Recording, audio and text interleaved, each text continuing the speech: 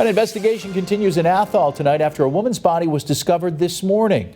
Western Mass News reporter James Villalobos went to the scene earlier today and spoke with neighbors. So, James, what are they saying about the whole thing tonight?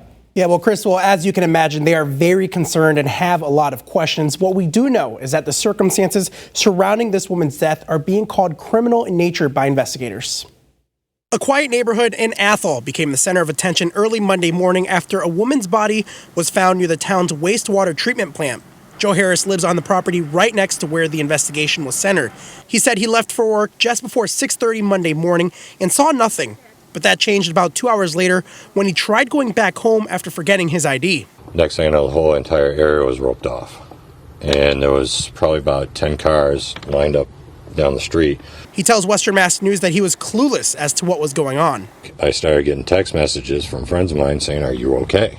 And I had no idea what happened. Then finally somebody had said that a woman had, I guess, passed away or something. The Northwestern District Attorney's Office would later reveal that the victim was a woman in her 20s.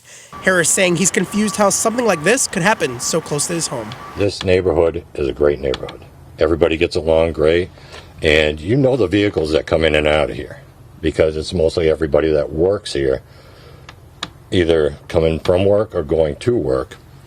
And to hear something like this that happened is crazy. While the woman's name has not yet been released, Harris says he hopes the investigation reveals the answers that so many in the neighborhood want.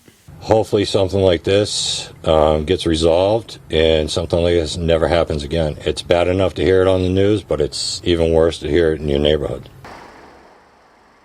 Now, the discovery of this woman's body is being investigated by the Athol police along with the state police. The cause of death will be determined by the state's chief medical examiner's office. But again, police say that this is a criminal investigation. James Villalobos, Western Mass News.